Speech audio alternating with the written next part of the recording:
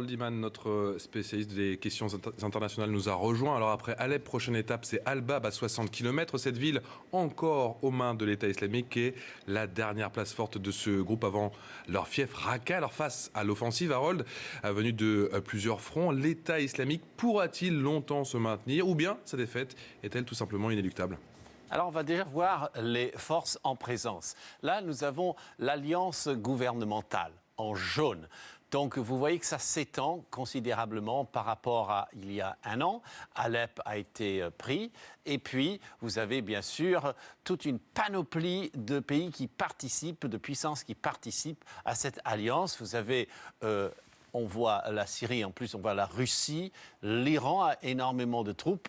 Et la Turquie, qui est en fait une espèce d'énigme. La Russie, c'est essentiellement aérien, mais la Turquie reste une énigme parce qu'on ne sait pas précisément de quel côté elle est. Maintenant, on va regarder les forces anti-gouvernementales, anti-régime. Donc, c'est la tache verte. Et ces forces-là ne sont nullement unifiées. Au contraire, on pourrait même dire qu'à l'intérieur de la tache verte, il y a une guerre civile. En fait, il y a Daesh qui occupe surtout cette partie-là. Vous avez les Kurdes. Alors, ils ne sont pas du tout djihadistes, ni même islamisants, mais ils sont assez souvent en confrontation avec les forces du régime. Et vous les trouvez là, ici, dans une partie de la Syrie, et ici, au nord d'Al-Bab, justement. Donc voilà comment ça se présente. Et vous avez cette poussée jaune, là, qui va aller vers Al-Bab pour ensuite déboucher sur Raqqa, qui est la capitale de l'État islamique. Alors Harold, il est vrai que l'État islamique paraît menacé à Al-Bab, mais à qui appartiendra la victoire politique ? Bachar al-Assad ou d'autres ? Alors déjà, on va se mettre un instant dans la tête de Bachar al-Assad et vous allez voir, voilà comment il voit la Syrie de demain, entièrement à lui, avec l'aide des Russes qui sont certainement ses alliés les plus chers.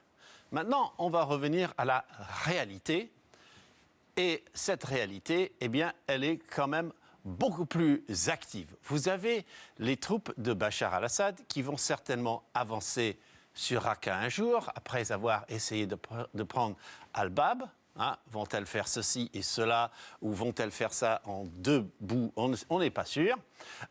Les Turcs, eux, interviennent déjà avec les boucliers de l'Euphrate, c'est le nom du groupe qu'ils ont monté, et surtout, ils veulent couper les Kurdes d'une contiguïté territoriale comme ceci.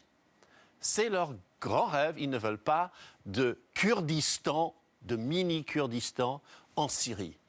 Et puis, vous avez bien sûr le probable départ de Daesh du pays, et irait-il plutôt vers l'Irak pour se sauver. Donc, si vous voulez, les 6 prochains mois vont continuer avec cette espèce de lente progression inéluctable des forces pro-Bachar al-Assad, avec des inconnus, l'inconnu turc, l'inconnu kurde, c'est une espèce de guerre dans la guerre, et c'est cela qu'il va falloir observer, car le fait que Daesh se maintienne à Raqqa et ailleurs semble aujourd'hui compromis. Merci beaucoup Harold pour cet éclairage sur cette situation en Syrie.